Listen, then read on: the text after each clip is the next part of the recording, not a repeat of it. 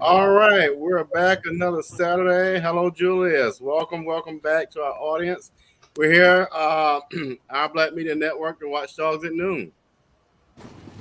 Hello. We got a cast out here today from all over the state. We got the uh, Alicia Thomas Searcy running for state superintendent of schools of education. We got Miss Chandra Farley running for public service commission, and we got the honorable Floyd Griffin, ex-mayor of Milledgeville, running for secretary of state. And Yes. Robert got some tough questions and stuff all for y'all. No, I'm just playing. We don't ask questions. We'll do that here. We might, though. It depends. The only person that gets a pass is Chandra because she's running for PSC. And so, I'm going to be light on Chandra. I don't know about the other two. Hey, we can handle it. Oh, There you I'm go. talking about AKA. Hey, you got the Alpha brother here. I forgot. You got the pink and green. I got the black and gold. So you look like Floyd. You're in the hot seat by yourself, brother. Ski-Fi, brother. That- Ski-Fi. Hey, look, I've been there and done this, so That's true. bring What it, you say? bring You it ain't never on. scared. Bring it on. All right. Well, Awesome. yeah, Julius. I think if you all, I want to remind you all, we got a lot going on and a great cast. So if we could make sure we're mindful of that as we do introductions. If y'all could kind of tell us in a brief, less than a minute, kind of who you are and what you're running for and what made you decide to jump into the race for this particular role. And we can start with you, Chandra. Oh, I lost my screen. Okay, sounds great. Sorry, I lost my screen. Thank you so much, Robert and Julius, for the opportunity to be here this morning. I am Chandra Farley, and I am the Democrat running for Georgia Public Service Commission. I am running to represent District 3, which covers Fulton, Clayton, and DeKalb. However, this is a statewide race, so everybody in the state votes for every commissioner. The Public Service Commission decides where our energy comes from and how much we pay for our utilities. And for too long, the Public Service Commission has made decision after decision that increases our bills, harms our health, and protects the utility monopoly. Well, I am running to change that. As the People's Commissioner, I intend to be a voice for all Georgians, the people who feel the impact of commission decisions on our households, our incomes, and our future every single day. If I'm chosen as the next Public Service Commissioner, I will be a voice for affordable bills, clean energy that benefits all Georgians, not just the utility, environmental justice, and utility accountability. The benefits that flow from these priorities depend on a new voice and a new way at the PSC. And that is what I will bring to the Public Service Commission. All right. All right. If we could go to Alicia, if you could tell us and briefly who you are and what made you jump into the race.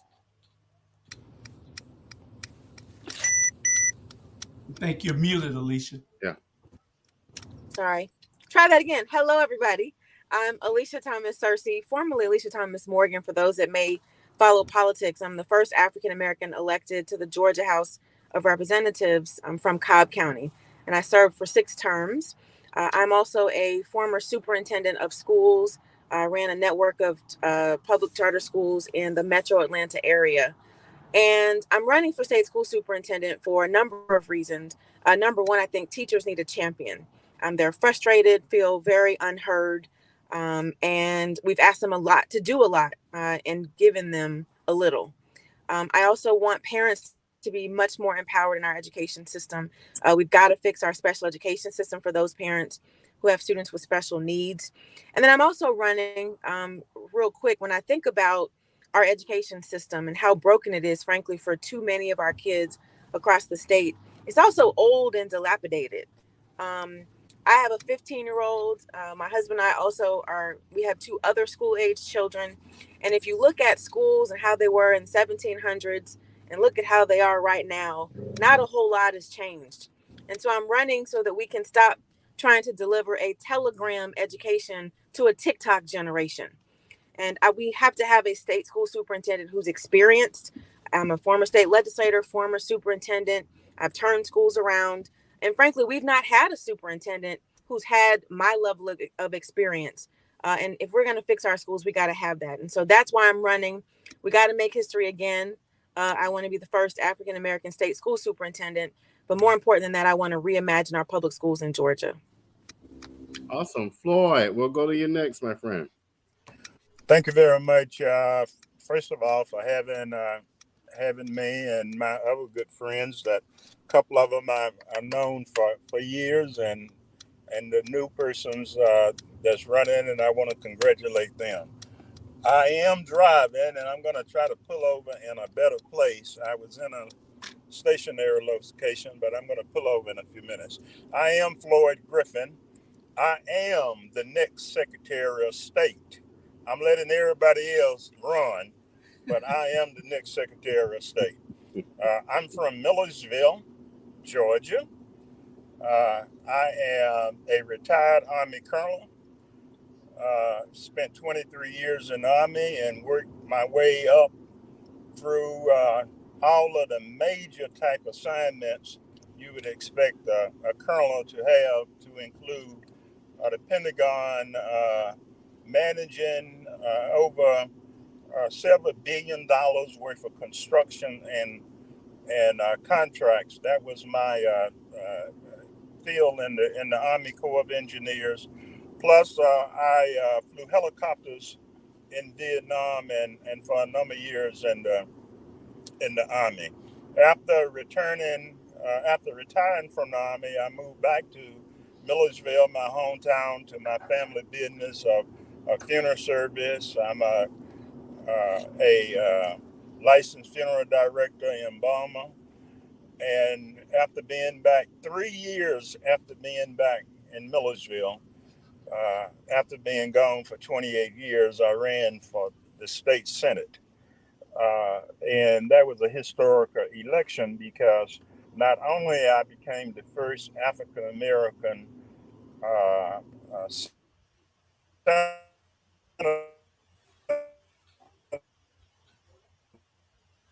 I think Floyd's going to have to get someplace with some stable internet. Yeah. Floyd, we're not hearing you. We may have to move on to the next person. Okay. We're going to go ahead and mute him, and Christian will come back. Yeah, we're not hearing you. We're going to move to the next person. Christian, if you go ahead and do the same. Unmute yourself. Yeah, unmute yourself, share who you are, and kind of why you decided to run for this role. Well, good afternoon, everybody. First, thank you all for the invitation and the opportunity to come on and introduce myself. I appreciate it. My name is Christian Wise Smith. I'm running for Attorney General, and I'm running because it's personal to me. It involves the criminal justice system, and I grew up in the criminal justice system. I grew up seeing my mom, my grandmother, and so many other family members and friends be arrested and go through the system. When I was 7, I saw my grandmother get arrested in front of me and stripped down to her underwear by police. My mom, I witnessed her get arrested several times. One of my Uncle Steve Wise is serving a life sentence for murder. Another one of my uncles, Keith Wise, passed away in 2008. He was 46 years old. He was addicted to crack cocaine, and he was constantly in and out of the system. My Uncle Franklin actually passed away this week. He served 9 years in prison for drug trafficking. He was only 56 years old when he passed this week. So growing up, I saw many, many more stories like that. My mom actually lost custody of me growing up. I got kicked out of school in high school. I slept on friends' floors. I even slept in my car sometimes. I was selling stolen clothes out of the trunk of my car and came very close to selling drugs to survive. I had to pay rent and bills for the first time when I was 15 years old. And I never thought that I would graduate from high school. I thought that I was one of those kids I heard dead or in jail before 21 my entire childhood. So fortunately, I was able to overcome all of that, be the first in my family to graduate from college. Then I went on and got a master's degree before getting a law degree. And oddly enough, with the background that I have, I ended up becoming a prosecutor in 2013. And during that first year, I got a 17-year-old kid who was arrested for drug possession. And it felt like I was looking in the mirror of myself at that age. And I remember asking that kid where he saw himself in 10 years. And he said he wanted to play in the NFL. So I made him aware, just like I did, thousands of other kids who I saw in the courtroom, that if you get convicted of a drug charge, you can't get federal money for college. And if you're in college, you get convicted of a drug charge, they take your FAFSA away. So I went before the judge and I created a diversion program on the spot for him and said, hey, Your Honor, if he does these 3 things, I still want to give him the chance to have the life he says he wants to have, and I'll dismiss his case. And so he did everything, and I did. The following year, his mom sent me an email and said, hey, I don't know if you remember me, but last year you gave my son a chance. I want to let you know it's not in vain. He's playing junior college football out in Oklahoma, doing great in the classroom, doing great on the field. In 2015, she called me and said, hey, he transferred to the University of Tennessee and he has a chance to start. Just saying thank you for giving my son a chance. In 2016, she called again and said, man, you got to come to a game. You got to come and experience this with us. You are a big reason as to why he has this opportunity. So my kids and I went to a game. That was his junior year. His senior year, I went to 3 of his games in 3 states. But most significantly, I went to his graduation and saw him get a bachelor's degree in communications. I tell that story for 2 reasons. One, it helped me accomplish my why. My why for going to law school was to be the difference between at least one Black man going to college instead of going to prison. But then 2, I actually got reprimanded for creating that diversion program for him by my supervisor at the time, who told me, as prosecutors, we are not social services, we're not counselors. Our job is to get convictions and bring money in the door. And I said, are you kidding me? We just had the opportunity to change this kid's life and his family and his community, everybody he'll come into contact with because of the foundation that he has.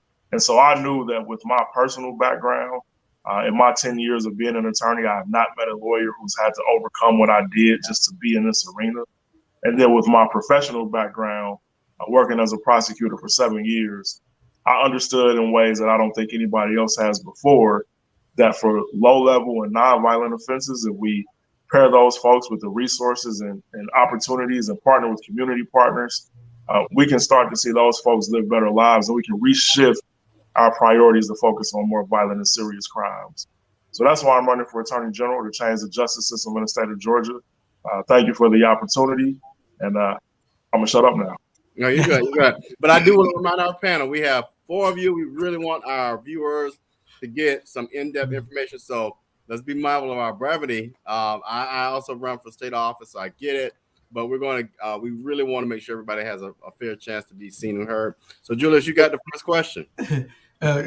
Hey, Christian gave it the whole story then. Yeah, I'm sorry I went over time. No, Don't worry about it. You're the only one. I'm gonna call y'all name in a minute, though. We needed to hear that. People need to understand that you all are real people, right? Who can relate to them. We have an audience here of 38,500 people that watch us a month, and growing. This show will be repeated 4 or 5 times more, so it'll be a whole lot of people seeing you all. And what they need to do is be able to relate to you. Mm-hmm. So and that's why we have this having this conversation with you all. Because people don't understand it's a new type of leadership that's growing in this country now, and it's people like you all, and it's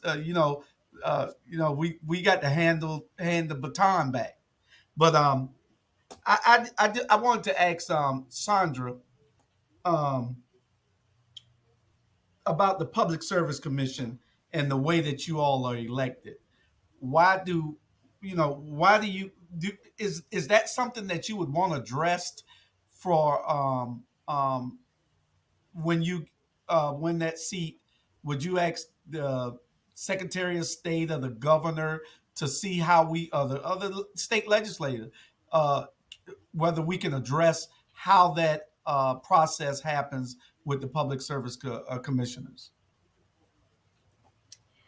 Yes, absolutely. So to start, the Public Service Commission in Georgia is unlike other commissions. So because there are actually 5 commissioners that make up the Georgia Public Service Commission.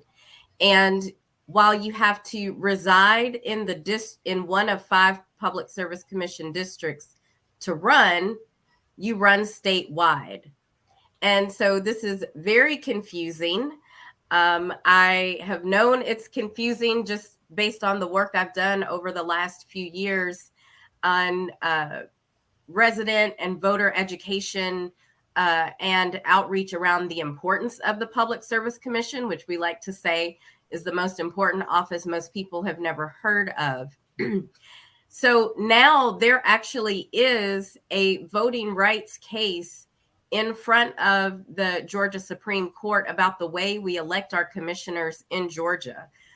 This case has been in motion for a couple of years now and in development for a few years now. And so essentially what this case is presenting is that the way public service commissioners are elected in Georgia is essentially voter disenfranchisement. So if you look at District 3, which is the seat that I am running to represent, which covers Fulton, Clayton, and DeKalb, and Rockdale prior to redistricting, which we can also talk about that. Right. That happened with the Public Service Commission right before qualifying, literally 2 days before qualifying, is that how has Fulton, Clayton, and DeKalb had white male Republican representation on the commission for over the last 2 decades? Well, that is because commissioners have to run statewide. And also, even though Georgia is one of 11, maybe only 12 states in the nation that elect its Public Service Commission, although in other states it's called the Public Utility Commission, and we really need to make a move to change that in Georgia as well so people know what we are talking about. Even though commissioners are elected in Georgia, the majority of our commissioners have actually been appointed by the governor. So we have actually had a commissioner resign or retire from his seat within a few days or a few weeks after an election, so the governor could appoint someone to his seat. And then they are able to run as an incumbent.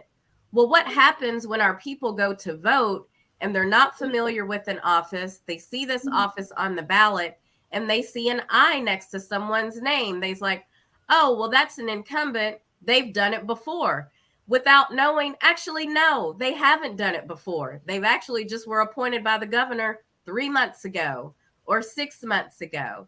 So there are a lot of civil rights, voting rights issues with the way public service commissioners are even getting into these seats that we do have to continue to raise up, even out of an election year, right? Commissioners serve 6-year terms.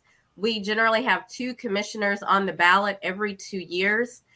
When I decided to run for Public Service Commission a couple of years ago, I was actually planning to run in 2024. However, there was an appointment due to a vacancy last year. So that is triggering a special election for the seat that I'm running for this year.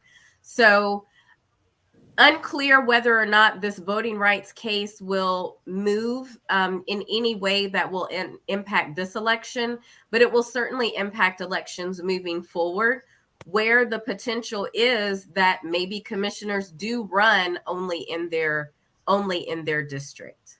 And if I could, Julius, add to Chandra's piece around, let me tell you a part of that I, the incumbent. What happens is in Georgia, this is another silly law. In Georgia, the incumbent will always be placed first on the ballot in that particular area. So regardless of the fact that Chandra Farley, her name is ending with an F, the other person might end with a Z, but because of that incumbent status, they will still be placed before Chandra on that ballot. You see how powerful that is? It's really interesting. It makes a huge difference. Yeah. So if I could, Julius, ask of Christian Wise. Christian, one of the things I have advocated for is we've got to do criminal justice and reform that system from a federal to a state level. What are your thoughts about the idea of us focusing on violent crime, placing violent crime such as rape and murder and all of these things at a priority, and stepping back away a little bit and not so much focusing on drugs, which is a public health issue, or traffic citations, because our violent crime has gotten way out of hand. What are your thoughts about that? So I'll answer your question with a story of something that I saw that works that I want to bring here to Georgia. In 2018, I went out to Seattle, Washington, to study a program they created called LEAD, LEAD, Law Enforcement Assistant Diversion. And out there, if you are arrested for what I'll call quality of life crimes or survival crimes like drug possession or prostitution, instead of taking you through the traditional court system as we know, they give you the opportunity to be aligned with, if you need mental health treatment, if you need substance addiction counseling, or if you dropped out of school and you want to get a GED, or if there's certain job training you want, they allow you the opportunity to be aligned with those services to help you break out of, where you are and address the root causes of how you got there. And so by doing that, that allowed them to free up more resources and more police and manpower to focus on exactly what you just said, the violent crimes, the shootings, the rapes, the car break-ins, the things that really, we worry about being safe at night. And they also figured out a way to impact their economy. Because if you start to drive crime rates down, where you may have, people who may be suffering from homelessness or mental disabilities or drugs, and they're outside of businesses or in residential areas, well, if those people now have the opportunity to have jobs and apartments of their own, which they've had over 500 success stories like that in Seattle, when crime rates drop, property values increase. And if you are a small business owner and you're or a residential owner, whatever, once your property values start to go up, that puts more money into your pocket. So not only can we reshift our priorities to focus on the violent and serious crimes, but we'll also start to see a big change in our economy once we do that. So I think that's absolutely what we need to do. And what I plan to do as Attorney General is work with all of the local DAs and police chiefs to say, hey, let's start to work with some community partners. Let's focus on diversion programs. I'm going to be a big advocate for issuing pardons for marijuana convictions. We're starting to see states across the country do just that. We're starting to see it, be legal in other places across the country, like it is out in Seattle, where there's so many people in the state of Georgia, specifically thousands and thousands of Black people who have marijuana convictions on their records that is prohibiting them from getting jobs or getting loans for school or getting apartments or car loans. It's so detrimental to so many people. So those are some of the changes that we can start to do immediately once I take office, to do just what you asked in the question: reform, reshift our priorities, and I think we'll start to see really significant changes. Julius, looks like you got a question from Keyshawn for Ms. Searcy. I don't know if you want to read it out or you want me to. You muted. I'm always telling people they're muted. You were paying attention, so that's good. How would you work to ensure our kids are taught their history and culture in spite of the laws passed by the state legislature? Sure. And I'm happy that I'm not on mute this time. How about that? And I also wanted to say thank you and hello to my fellow panelists. We all have been on the campaign trail together, and it's good to see everybody. We all know the CRT stuff is not real, right? We know CRT is not, of course, taught in any of our K-12 schools, right. And it's a college course. But we also know that students need to know their history and understand our culture. And so the job of the state school superintendent is to take the laws that have been passed by the legislature and give guidance to school districts on how those need to be implemented. And as I also want to point out, it's why experience is so important. As a state legislator, I have passed education laws and have had to work with the Department of Education to promulgate those rules so that school districts know how to follow them. So I have experience in that area. So first, we've got to make sure that the law is interpreted in a way that protects teachers and what it is they know and what they need to teach in our classrooms. So I will make sure that there's a proper interpretation that allows them to do that and protects them. Number two, make sure that there's training in place so that they're clear on all the things that they can and will teach. I also think it's important to look at our whole curriculum, especially when it comes to social studies and history. 54% of the students who attend schools in Georgia look like the people on this screen. And so that curriculum that they receive ought to be a reflection of that. And so while we have some, I think, pretty basic standards in place to teach things like slavery and the civil rights movement, to teach Africa, etc., there's a lot more that needs to be taught to our children, a lot more that we need to do to ensure that they understand who they are and where they've come from and what we've overcome as a people. And so as state school superintendent, again, I will absolutely follow the law, but we'll make sure that we've got some really good lawyers who understand the purpose, which is to make sure our students are well educated, know their history, and can also be great thinkers and be able to discuss and talk about current events as well as they have past events. Right, right. I'm glad you mentioned that. CRT, it baffles me how Republicans have made that as a fear piece. CRT is not, like you said, it is not taught in K-12. It is a theoretical lens. It's a framework, right? Yeah. And so it just, people stop listening to everything you hear and go do your own research. Floyd, we got a question from you. Keyshawn is one of our great viewers, one of our up-and-coming leaders here in Chatham County. And Keyshawn asks to Floyd, the state legislature has worked to strip the position of its power due to the 2020 elections. What remaining powers would you use to ensure that we're able to vote and don't have to worry about being purged every few months? Well, one of the things that, can you hear me now? All right, man, we hear you loud and clear. All right, okay. Sorry about the interruption early on. You know, one of the things that I will do, and I have to do, is follow the law. Whether I like it or not, I will first have to follow the law. Now, this is what I'm going to do when I get in office. I will audit this current election to make sure it was fair, safe, secure, and accessible. Then I will also audit or review all of the policies that are in place from the standpoint of the question that you asked. See, I'm the type of person, based on my over 5 decades of being in executive level positions, you don't go in and say you're going to make some changes in certain areas until you really understand what was wrong, or if there anything that's wrong in those those particular areas.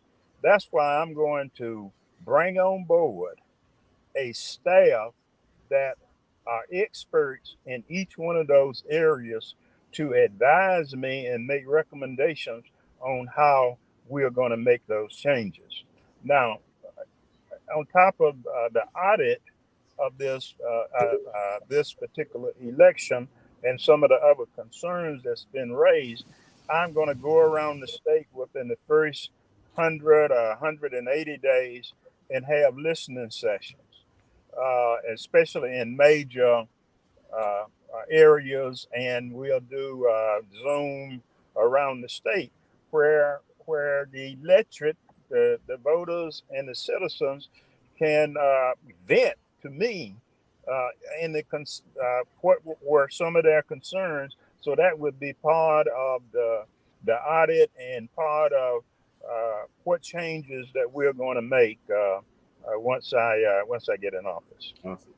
We have our Honorable Jay Jones, who is the Chatham County chair for Democratic Committee and first congressional district chair. So I'm going to yield to Jay to ask some questions of you all. Now, you know, I don't need to ask these good people questions. If they, you do what you want to do, Jay. You ain't gonna holler at me. They come on the show on a Saturday, man. I'm just more warm than welcome. I can barely. You're welcome. Yeah, I can barely see everybody. I'm outside, so we had a soccer game. But I'm glad that you have these candidates on the platform to share with the people, because the people need to know who is actually running for public office. Time and time again, I get question after question. This week right here, I've been asked a ton of times, who's on the ballot. So I'm glad that y'all doing what you can to get the messaging out here to South Georgia, and I appreciate it. I just came just to view and tell Robert and Julius that y'all doing a phenomenal job is making sure that we get the messaging out here for our community. And so that's it. I have no questions. I just want to make sure that everybody knew that people out here in Chatham County are watching y'all, and thank y'all for taking the time to be with us. And Jay, if I'm correct, we are the third largest voting body in the state. We're the fifth largest county, Right. as far as voting block, potential voting block, and that's the key. And I think a lot of that potential has to do with what we can do to get the messaging out there for people to realize who's on the ballot. Right. And a lot of people are not voting because they don't know who's on the ballot. And so it's important that we get the messaging out there. So we're the fifth largest potential voting block in the state of Georgia. Okay. All right. Well, we appreciate you. May I say something in reference to that, Robert? Yes, sir. Yay. This is y'all's time. Yep. As far as I'm concerned, in my election, and especially in the primary, since 5 of us are running, and there mathematically there will be a runoff. And Chatham County and the region is extremely, extremely important to my campaign, because I'm the only candidate running for Secretary of State from outside of the Atlanta metropolitan area. So we're going to have to do well out here to get in the runoff. We need to elect more statewide constitutional officials from outside of the Atlanta metropolitan area. I often hear candidates and others talk about one Georgia. Well, how are you going to have truly one Georgia if you have all of the constitutional officials from the Atlanta metropolitan area? We don't have that many individuals outside of the metro area that runs anyway. So that's why Chatham County, South Georgia, Southeast Georgia, and so forth is extremely important to me. And that's why the last week in April, I had a 30-city, 5-day meet and greet bus tour to not only go to Chatham, as you all know, I came through there, and all of the other major cities in South Georgia, Southeast Georgia, and Middle Georgia, but a lot of the smaller towns and cities. And they were so glad to see a person running for statewide office to come by and say hello and ask for their vote. Well, Floyd, when I do that again in a few years, I'm going to need to borrow your bus. Walnut wouldn't let me get on his bus. I was so upset. I had to drive to Stevens County by myself. Keyshawn has a question for Ms. Pearson. Okay. Well, no, he was saying he appreciate, but this is his other question, Julius. Oh, yeah, that one. See, I had to keep Julius in line. Y'all see why I'm here, right? He said, what would be the policies you would implement day one that would have an immediate effect in benefiting Georgians? I guess we'll start with Alicia. Okay. And it's good to see Jay, and thank you, Keyshawn, for these great questions. I love it. There are a couple of things that I want to do on day one, and I agree with Mayor Griffin that a good leader listens first and doesn't automatically start acting without really understanding the environment that they're in. But I think in the Department of Education, a few things have been missing. One is I will implement an Office of Equity to look at what's happening in schools across this state where kids are being whether it's over or underrepresented in special education, where they are attending schools that are dilapidated and unfit for our babies, where they may have a teacher quality issue or may have a teacher shortage. We want to look at all of the things that are negatively impacting student learning and student achievement. The second thing that I want to do is implement an office for teacher advocate. And I'm saying that because I mentioned earlier how important it is to give teachers a platform and a voice. I don't think they've had that. And so I want someone in my office that their sole job is to hear the concerns of teachers, address what needs to be done from the state level, and ensure that they always have an ear with this state superintendent. But I want to spend most of my time ensuring that children have what they need in our schools. We have a lot of work to do in terms of attracting and retaining high quality teachers. We've got to address teacher pay. We also have to make sure that, again, that the education that we're delivering to our children is relevant. But those are the two most important things that I will focus on day one, while also listening to educators, parents, and certainly giving voice to young people, because they know what they want and what kind of educational system they deserve. And I guess Julius, we'll give two people a chance to answer this and move on, if that's okay. Christian, I guess it'll be a chance for you to answer this.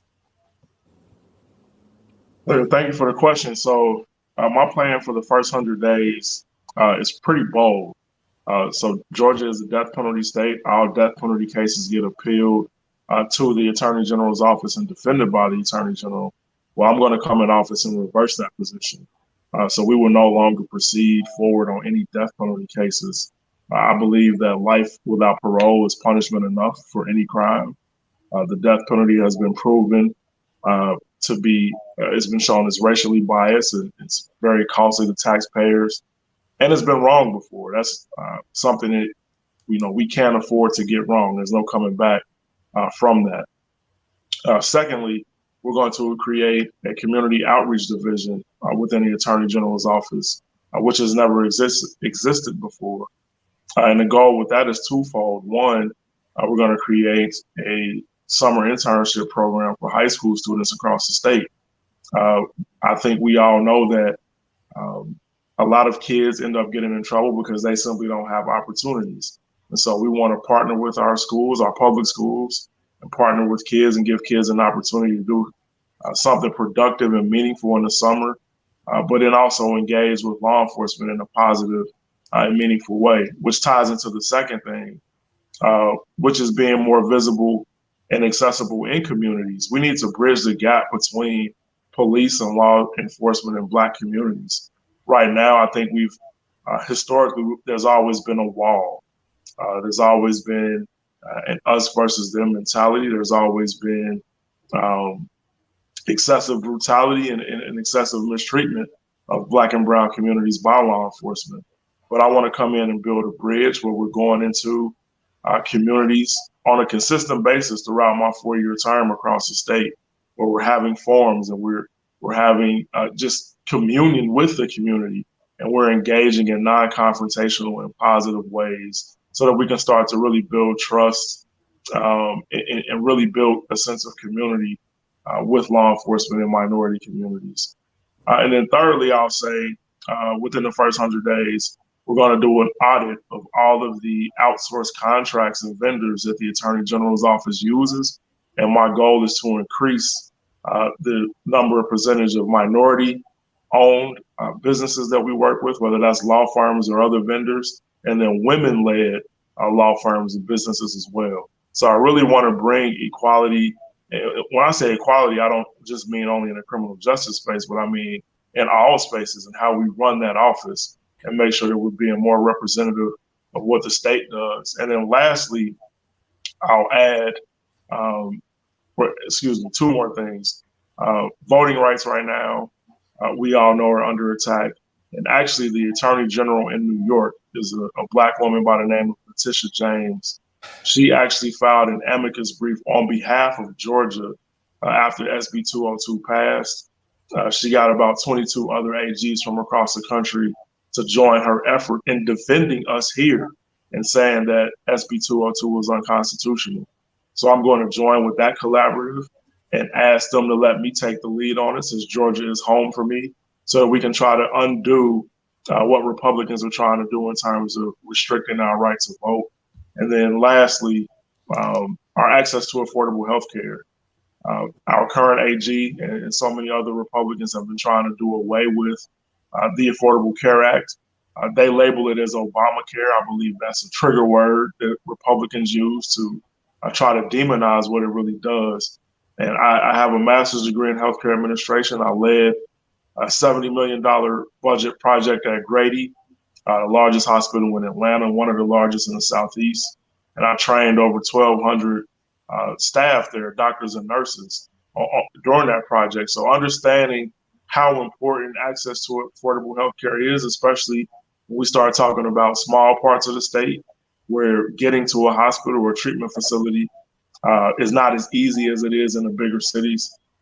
Those are all things that I plan to do within the first 100 days to really turn around and change the narrative of how our Attorney General's office has always operated for decades before having an Attorney General like me, which we've never had before. So thank you for that question. Robert, may I address that just briefly, because I think Hey, I'm gonna defer to Julius Hall. He's the gatekeeper. Go ahead. Julius? Go ahead, Mr. Floyd. Yeah. Address it. Yeah, let me address that very briefly, because I think it's very important for the voters to understand that we have not had a Secretary of State, a Democratic Secretary of State, since Kathy Cox left in 2007. And by the way, Kathy is the president of Georgia College in Millersville. And when I become SEC, I will use her as a sounding board, and I'm not doing that now. But see, I just want to speak very briefly to day one, day two, because see, day one is going to be a very busy day of swearing in the executive, the statewide elected officials, and it's not going to be a lot I can do on day one and start implementing anything other than I am going to appoint a woman as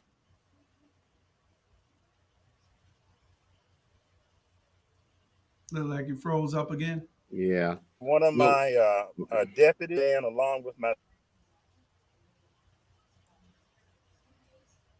Mr. Floyd. Well, let's go ahead and go to this question, Chandra, if you could. This is from Keyshawn. What innovations in energy could Georgia easily take advantage of? And could you see a collaboration with the DOT to build a high-speed rail throughout Georgia, which I am an advocate of? Great question, Keyshawn. Absolutely. Great question. I think we have a lot of innovations in Georgia right now that are being underutilized. And Georgia has become a top 10 state for solar due to actions of the Public Service Commission. However, that solar is utility scale, the majority of that, over 90% of that. So those are the big solar farms that we see all across the state when we're driving across South Georgia. What I really want to be an advocate for and see Georgia begin to move forward is our distributed clean energy. This is clean energy that is neighborhood sited and community scale. Most people understand this as rooftop solar we might see on people's homes. And we do have a commission that is actively blocking opportunities to grow this important market in Georgia. Rooftop solar is just not a way for people to have more affordable bills. It stabilizes energy costs over a long term, but it is also a job creator, and it is also an economic development lever, along with energy efficiency, which is something else that our utility has grossly underinvested in, and which our commission has not taken the opportunity to direct them. So I'm all about things that work. I'm all about things that we know that work, and I'm all about helping make sure that we can move forward at a rapidly accelerated pace. There are people in Georgia who need relief now from rising utility costs and high affordable bills. And we have strategies and opportunities that are not being pushed forward because of a Public Service Commission that only wants to deliver what the utility wants, not what Georgians need. So just again, to restate, I will say we have existing innovations here in the state that are being underutilized. And that is where I would like to focus, is to make sure that clean energy is being a benefit to all Georgians, not just the utility. And as far as coordination with the DOT, I think that is critical. We've seen some commissioners who are champions for electric vehicles and lots of collaborations with nonprofit groups like the Ray. who has been working on a solar powered highway in LaGrange, but there are many other innovations that come along with that, including the expansion of solar in right-of-ways. So I definitely think the Public Service Commission has opportunities to expand its collaboration with other agencies like the DOT and like our state energy agency, which there haven't been very specific collaborations that we can speak of. Okay. Well, I know. I think I'm back. Yeah, I see. You got to get somewhere where, like right there, if you pull over, then you won't have to worry about it buffering out. Because Well, I pulled over. I pulled over a couple of times and sat there, and then I lost it again. So I'm gonna pull over at this location. Okay. Sorry about All right. Okay. But I don't want to ask Mr. Wise Smith this question, because I think, Robert, we would have to have. He ain't frozen over there, is he? No, Christian, you went to Oh, okay. All right. No, he's not doing it for rain. Hey, Robert, we would have to have him on for a whole show. Right.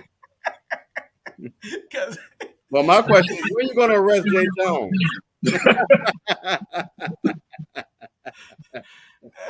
We don't. According to Savannah News, Jay Jones already been arrested. Yeah, for real. Well, Mr. Wise, I mean, Ms. Smith, there's a lot of questions that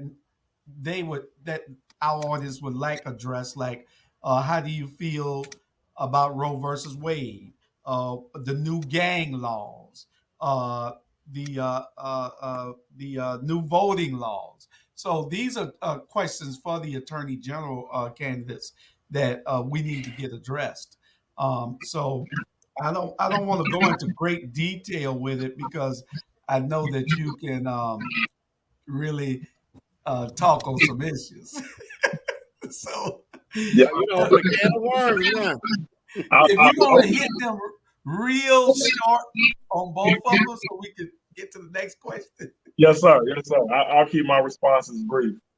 So on Roe v. Wade, we need elected officials in office in our state and across the country who want to move us forward. It feels like Republicans keep doing things that move us backward towards slave times. And an attack on women and women's rights is an attack on all of us. So as Attorney General, I would issue a directive to all DAs across the state to not prosecute any woman or any doctor who wishes to obtain a safe abortion. On voting rights, I kind of mentioned this a little bit earlier about SB 202 and how an attorney general in another state is actually doing work on our behalf here in Georgia with about 22 other AGs. So I would join that collaborative to make sure, again, we're moving forward. We should be making voting more accessible and easier and not making it harder. And then your last question, you said Roe v. Wade voting, and what was your last one? The gang law. The gang law. Great question. So I'm actually in favor of the new gang law and giving the Attorney General more power and more authority over gangs. And here's why. I want to do something significantly different than anyone has ever done before. We're having a problem. We've always had a problem with white supremacist groups, whether it be the KKK, the Proud Boys, whoever. And so what I want to do as Attorney General is include those white supremacist organizations into the definition of gangs and go after and prosecute them the same way that folks have been prosecuting Black and brown folks for street gang activity.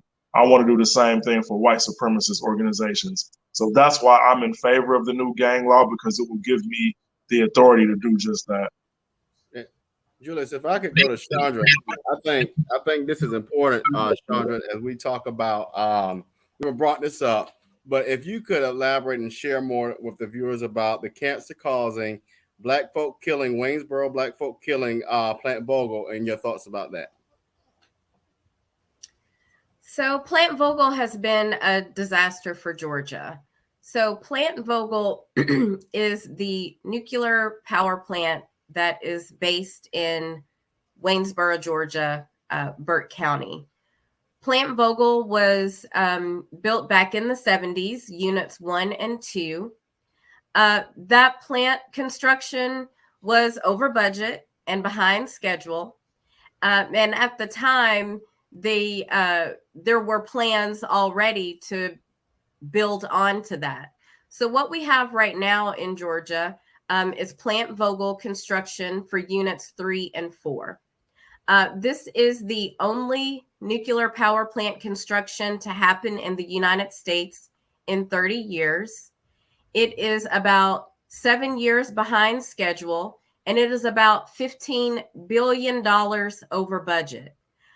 When it is all said and done, this plant will be approximately, probably over about $30 billion. That is more than the entire state budget of Georgia. This will go on record as the most expensive power plant ever built on the planet. And Georgians have been paying for Plant Vogtle for over a decade without getting a single lick of energy from it. And every 6 months, the utility comes in front of the Public Service Commission to give an update. It's called the Vogtle Construction Monitoring Report. And every 6 months, they need more money. They need another $1 billion here. They need another $1 billion there. They need another 6 months for this unit, and they need another year for this unit. And it is constantly being kicked down the road. The costs continue to mount, and those costs are being passed on to Georgians. So everyone, if you get a Georgia Power bill, there is something on your bill called NCCR. That is the Nuclear Cost Construction Recovery Fee. This is the fee that the Georgia legislature allowed to be charged to Georgians for this plant construction in advance. So there are people who have been paying into Plant Vogtle for over a decade who will never see the benefit of it. And at the same time, Plant Vogtle is being built in one of the blackest counties in the state, one of the poorest counties in the state. And you can talk to people there. You can talk about back in the 70s, how exciting it was that this plant was going to be built, and it was bringing economic development, and it was bringing jobs, but how over the decades and years that dried up. You can go to Burke County now. So how do we make people are dying? They can't fish out of the water. They can't grow their own food. You can't directly link it to Plant Vogtle. We can ask why. There have been multiple studies on this, but talk to the people in Burke County. Talk to the people who have been organizing around this burden. This is energy burden, okay? When we talk about energy burden, which is a metric of someone's monthly household utility bills to their amount of income, the higher the utility bills, the lower the income, the higher your energy burden. But we have to talk about energy burden in issues like Plant Vogtle. Why must this community, Burke County, Waynesboro, the Savannah Riverside area, why do we have to die for energy? Why do we have to go broke for energy? We don't have to do that. There are other ways. Billions of dollars being spent on Plant Vogtle every month. For the last decade, this is money that we could have been using to bring real renewable energy to Georgia, like more solar, more storage, right? With more solar and more storage built right here in Georgia, installed by Georgians, those are jobs. Those are economic development opportunities. So that is the thing about Plant Vogtle. And one of the things we have to do is stop the bleeding and stop the unfair burdening of Georgians for the utilities mismanagement and mistakes.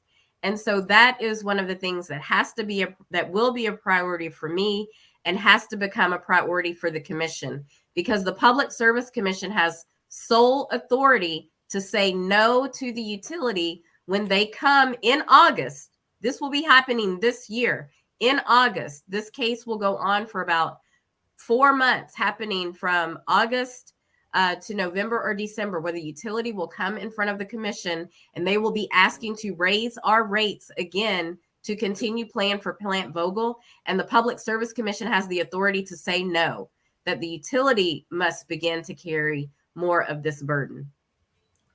Ooh. We're going to have you on for a whole show too. Her and our Patty. I think we got one here for Alicia, Julius. Okay. Repealing Roe versus Wade opens the door for legislation that would deny public education access for undocumented children. How do we communicate the broad impact of this beyond the right of a woman to make her own healthcare decisions? I'm not familiar with that policy or the discussions that are happening. I think she's saying in Texas. So I don't want to speak to that. I can tell you that I am pro-choice and believe that, young people ought to have access to information to make decisions for their bodies. And we know that if you have children, grandchildren, if you are around teenagers, you know that we live in a different world and we have to make sure that kids have access to information. I do want to take a second because I got to jump off in a couple of seconds, if that's okay. Great. There was another question in there about what legislation we would advocate for. One of the things that I really feel very passionate about is talking more about college. So yes, we want more than just college. We want students to attend college. I'm a college graduate. First in my family to graduate from college. I, believe in that. I'm Spelmanite, all that good stuff. Yeah. But we have a whole lot of students who are not choosing college as their pathway, and they're being ignored in our schools. And so there was a bridge bill that we passed in 2010. I think the pandemic has caused schools to kind of go away from a lot of our programs and things that expose children to other careers and other options.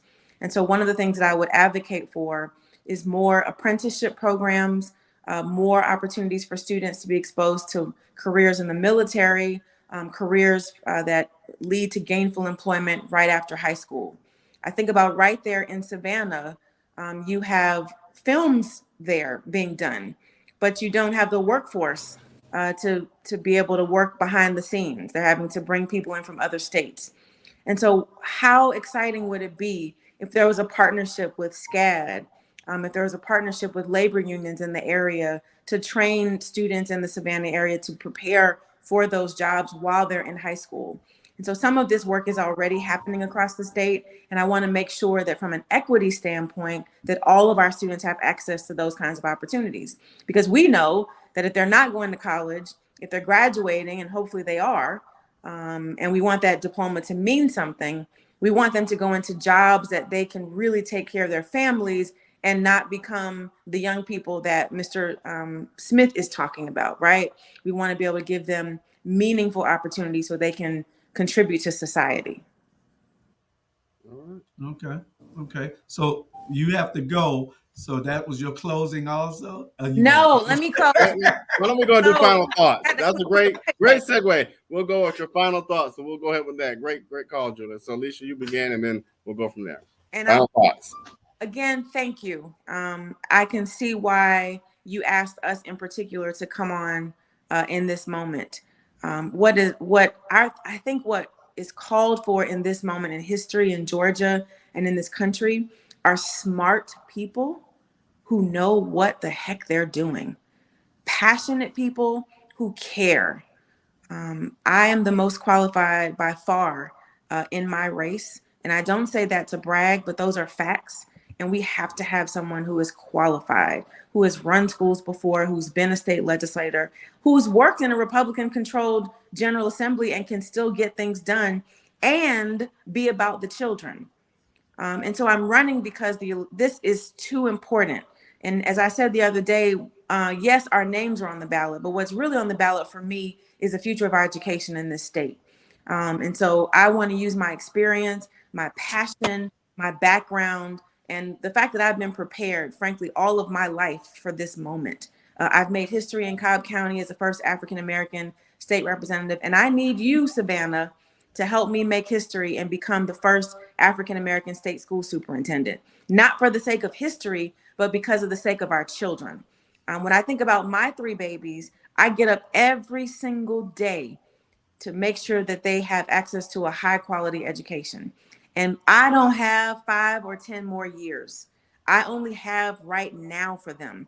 And I only have right now for the 1.8 million students who will go to school on Monday, who may or may not have access to a high quality education because maybe they don't have the caring adult around them that they deserve.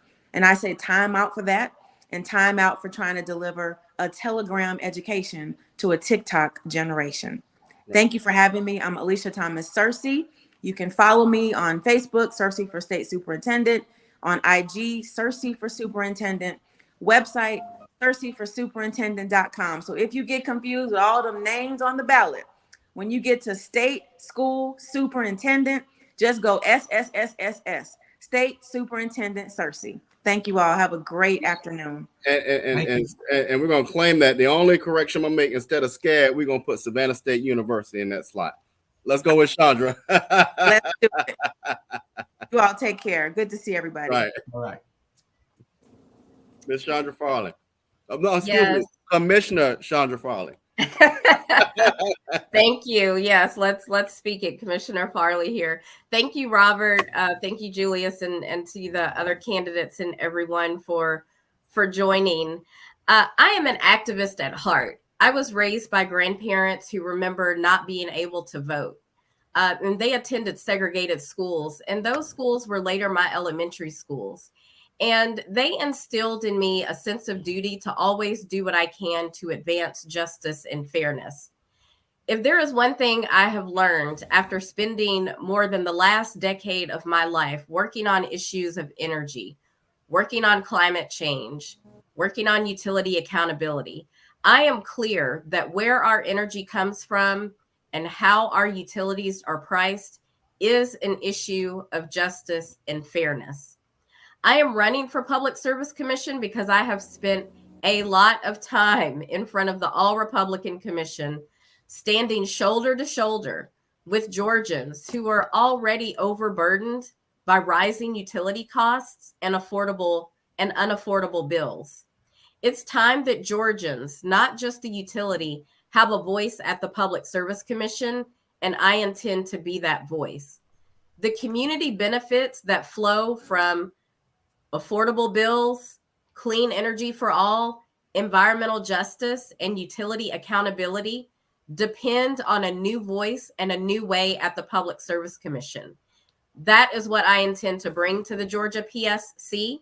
I would like to ask for your vote and for your help spreading the word, not just about me and why I am the best and most qualified candidate to ever actually run for Public Service Commission, but why the Public Service Commission is important to a Georgia which has an affordable, equitable, and innovative quality of life and future for all Georgians.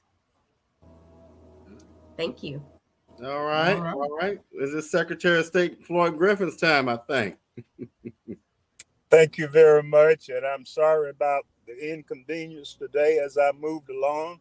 Each time I parked somewhere, I ended up losing the signal. So I hope I can finish this. We need more broadband. Look, the Secretary of State is about what I have been doing for over 5 decades in the professional world. It's about executive level leadership, executive level management, and executive level experience. And I am the best qualified person to deliver. Not because I'm saying this, it's based on facts. The last lieutenant governor, Democratic lieutenant governor, Mark Taylor, and I served together in the Senate. We ran against each other for lieutenant governor and he won. But Mark and I remained friends over the years. And he has come out and endorsed my candidacy. And he stated that Floyd Griffin is the best person to become the next Secretary of State at this point in time. Plus, you can go and view my website. That website is very detailed. My experience is deep and wide. So go to that website. Now, when you go to the website, floydforgeorgia.com, floydforgeorgia.com. Don't go in there and think you're going to finish that in 3 or 4 or 5 minutes. Take the time, about 20 or 30 minutes. Now, I'm telling you, to look at that website, because it is all factual information. It's no doggone fluff in there. Now, I also want to let you all know that Floyd Griffin is not looking to become governor, lieutenant governor, U.S. senator, or even president. All I want to do is be Secretary of State and go in there and clean that mess up that we are dealing with at this point in time. So I ask for your vote and your support during this early voting and election day, the 24th of May, and that is my birthday. So give me a birthday present. Well, we're going to try you. to deliver and give you that birthday present that you are looking for. So happy birthday to you if we don't talk again. And we are glad Yes, that sir. we know everybody's on the campaign trail. We had 3 or 4 of the candidates that were traveling today, and the three of y'all tried to get in, even though you all were traveling on the campaign trail. So, Mr. Christian Wise Smith, we left you for last. You know why, right? If we ever get in trouble, man, listen now. Come on now. We need you. Hey, Well, by the way, Julius, Yes, sir. I just want to let you all know I'm definitely supporting Brother Smith. We need a black attorney general. Y'all can't get out of free jail Yes, sir. card. Y'all better quit now. Yes, sir. Yes, sir. I already voted for him on Monday. Right. All y'all Go ahead, up here, I voted- Brother Smith. well, thank y'all. Thank you. I got to start just by saying, thank you, good brothers, for the opportunity to come on your platform to introduce myself. Thank you to the other candidates. Thank you to Senator Griffin. I've met him several times, and he has been super, super helpful to me in terms of wisdom and just being on the campaign trail. But I got to say to everybody and everybody across the I'm asking you guys to be careful. We keep saying we want change, but we keep electing the same kind of people. And the definition of insanity is to keep doing the same thing over and over and expecting a different result. I'm asking for us to be extremely bold by electing me. I'd be the youngest attorney general we've had. I'm 39. I'd be the first progressive attorney general we've ever had, not only in Georgia, but in the South. I'd be the only attorney general in Georgia who has served as a prosecutor first, who has a master's degree, and who has written and passed legislation. My opponent in this Democratic primary has been a state senator, but has never authored legislation that was voted and passed on in is law now in our state. I was chief of staff in Atlanta City Council. I wrote laws on behalf of the council member I worked for that still stand today in the city of Atlanta. So when we talk about experience, although, I'm young, I'm different, but my experience has already made impact in the state of Georgia. And I'm asking for your vote so that we can now make a big impact in our criminal justice system, a big impact in terms of our voting rights, our access to healthcare, and all things that the Attorney General does that should protect all of us instead of small groups that only certain people tend to favor. My name is Christian Wise Smith. The website is wisesmith4ga.com. That's wisesmith, the number 4ga.com. Facebook, Christian Wise Smith. IG, @Christian Wise Smith. Twitter, Chris Wise Smith. So again, be bold. We have the opportunity to make history. I'll be our second Black Attorney General in Georgia behind Thurman Baker. but I'd only be the 12th Black Attorney General in U.S. history. So we have the opportunity to do something really, really big. If we get things right here in Georgia, I believe we'll influence the rest of the South. And then once we influence the rest of the South, I think the rest of the country will start to do things that we have led the trail on. So thank you guys again for the opportunity. Y'all know I can talk, so I'm gonna stop talking now. Just remember, be bold, vote Christian Wise Smith for Attorney General, and let's make the change that we've been wanting to see for decades. We have the chance to do that right now. Thank you all. Thank right, you all. Stay on 1 minute Right. after we close. Right. And so thank you all for appearing. I want to remind our viewers that early voting has started. For those of us in Chatham County, I think Julius and I both went to the Civic Center. You're in and out. Don't take this opportunity for granted. The last time we took an opportunity to vote for granted, Roe versus Wade will be overturned, and it's happening right now. Do not take voting for a chance, because your rights, your liberties, and the joys you enjoy every day of living can be taken away from you because of your laziness. If you don't want to go out and vote early, vote on voting day or get your absentee ballot. But do not take this for granted, or we will continue to lose the things that we enjoy on a daily basis. Julius, what you got to say? We'll close out.